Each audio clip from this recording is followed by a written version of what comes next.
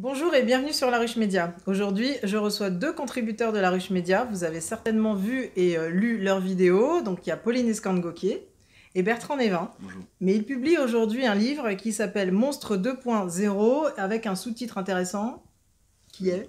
L'autre visage des réseaux sociaux. Voilà, il s'agit de parler des réseaux sociaux et on va en parler tout de suite après ça.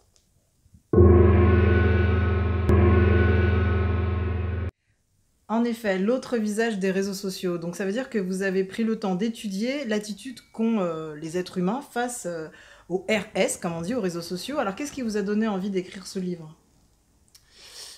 Plusieurs choses. D'une part, l'envie de montrer que les réseaux n'étaient pas simplement l'univers des likes et des petits cœurs rouges et des bonnes intentions et de la bienveillance. Et que du coup, ils étaient aussi le théâtre, on pourrait même appeler ça le tartare de comportements beaucoup plus agressifs, des insultes, du bashing, des trolls.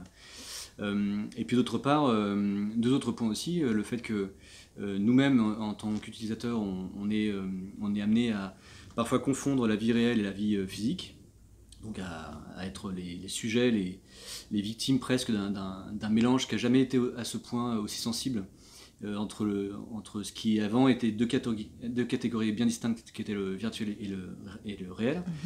Et puis le fait d'être confronté face à ces énormes mastodontes numériques qui s'infiltrent dans notre vie quotidienne, dans toutes nos petites...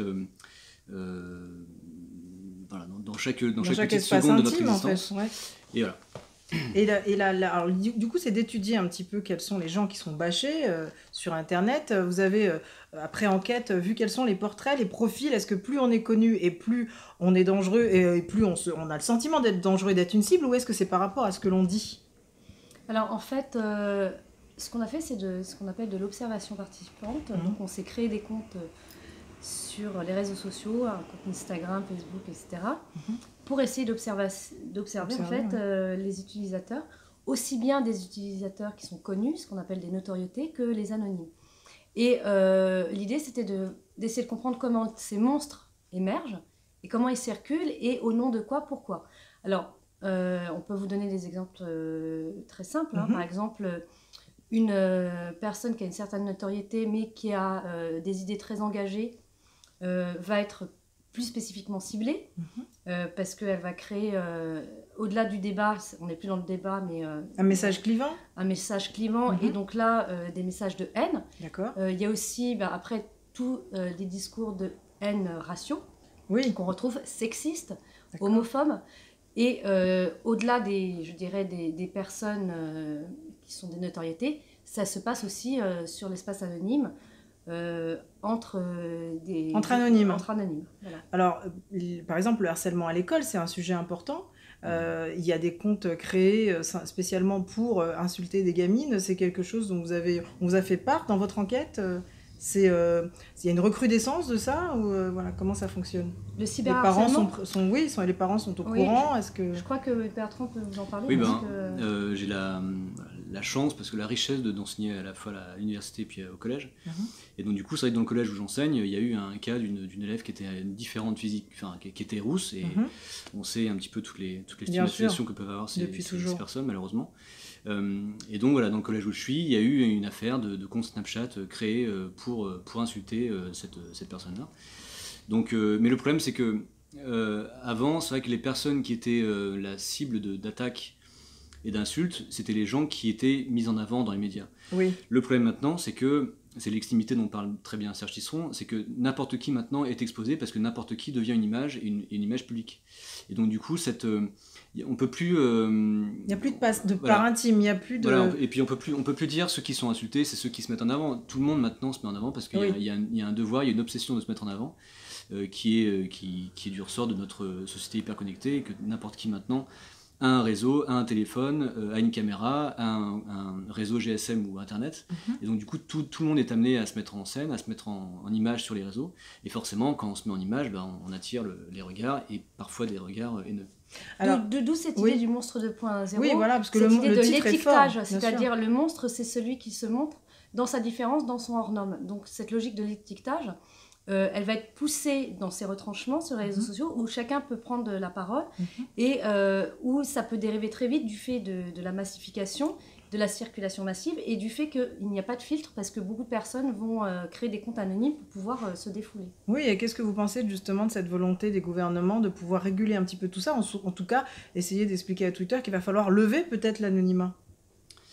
Je pense que c'est nécessaire. Il y a un devoir nécessaire de régulation de la part de ces GAFA. Il y a aussi un devoir de la part des États d'avoir un regard dessus. Après, une des conclusions sur lesquelles on est arrivé dans le livre, c'est de dire aussi que chaque internaute doit être responsable à la fois de sa pratique, de ce qu'il met en ligne, mais à la fois de sa façon de regarder, du voyeurisme dont on est tous un peu victimes. Oui, tout à fait. Et donc voilà, on peut pas...